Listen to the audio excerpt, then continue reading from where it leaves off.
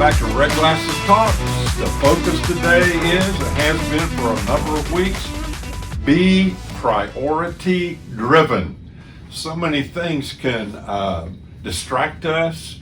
So many things can, out of nowhere, come along to get us all in a twit in terms of things to do, more to do, get worn out. So that's priority driven. That's what we're looking at. Matthew 22, 37 to 39.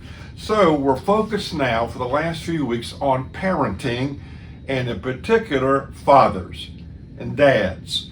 How to be a great dad. So here are some essentials that we've covered so far for dads.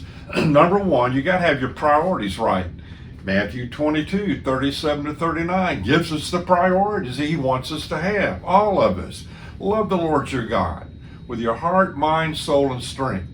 The second commandment is like unto the first, love your neighbor as you love yourself. So, here are the questions. Dad, you gotta have, and do you have an authentic relationship with Jesus Christ? Number two, help your kids come into a relationship with Jesus Christ and mature in that relationship. Number three, dads, love your wife. Love your wife. And so again, we're looking at these essential things. Today, we're going to look at essential number 4. Dad, cultivate your relationship with your kids. Cultivate it. Cultivate it. How do you do that? Well, there are several areas I want to cover and illustrate them in our time together today. Number one, cultivate those relationships with time. Nothing like spending time with your kids.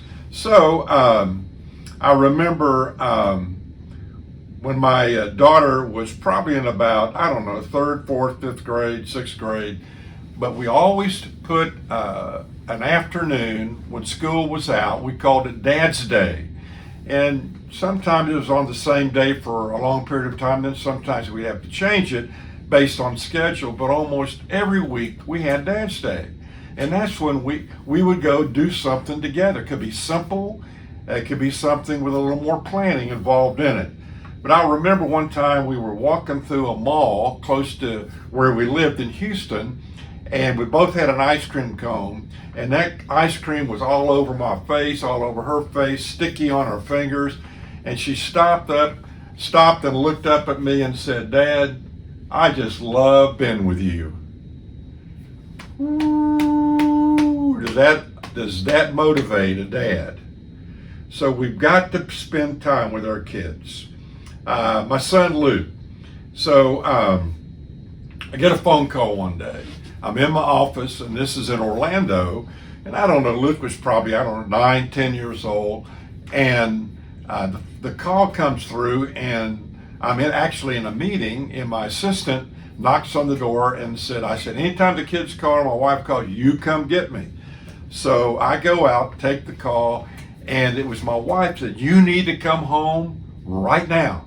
Said Luke went next door, took a brick off of our neighbor's pile of bricks, and hit the top of the outdoor faucet and broke it, and water's shooting up everywhere. The wind's blowing it on people's windows. You need to get home. So I go home, and I got the big pole. You stick it in the ground. You turn the water off. And she called somebody to come and fix the faucet. And $200 or $300 later, we're doing great. So I go home that night. It'd been a rough day for Luke. So I always went into his room and then into my daughter's room, and we spend time talking, how did they go, praying together and so forth. Well, my son just had a shower, and he had that hair slicked back. He was lying in his bed like a mummy.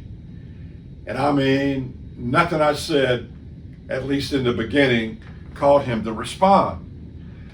So finally I said, well, Luke, I know it's been a tough day, and I know some days we go through tough stuff. I hope we got to learn our lessons and so forth. And finally, he shot up out of the bed and looked at me and pointed across to the other room where his mama was and said, "Dad, you got to do something about that woman." It'd been a bad day for Luke. I remember years ago, we had our family in South Florida. I was speaking somewhere, and we were all there for about a week, and we were out by a pool one day, and there were some other families there, and there were a couple of girls in the pool, small girls, and they were kind of waiting for their dad to come out, and so Mama was there and said, Mama, where's Dad? Where's Dad? Well, sweetheart, he's inside. He's still got some work he's got to do. And the kids said, well, so much for fatherhood. Kids need time with Daddy. Do it. So the first thing is time. The second thing is listening. Listening. Pay attention to your kids when they're talking to you. I'll never forget the time when I came home, I was reading something, Luke came up and he was talking to me, and he could tell I was trying to listen, but I was also reading, which is not a good deal. He grabs me with his little hands by the cheeks and looks at me and says, "Dad, when I'm talking to you, listen to me." He was making a good point. I love a little article that I've saved over the years that says this about listening. A wise man was asked, "What's the most important quality in life?" He said simply, "Attention." The questioner didn't understand, so he asked again, "Well, sir, perhaps I can agree with that, but could you expand on it for me?" And the wise man said, "Attention and attention." After a long pause, the inquirer finally asked again, "Sir, could you explain it a little bit further?"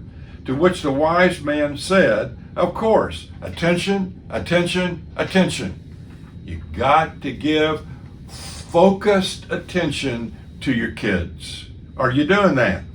And then finally, number 3, and I could list 100 things we need to be doing with our kids, but pray with and pray for your kids.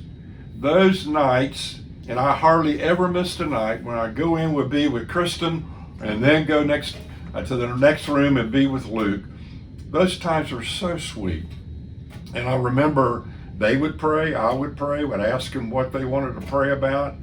But that time together in prayer was powerful. So here we go. Time with your kids.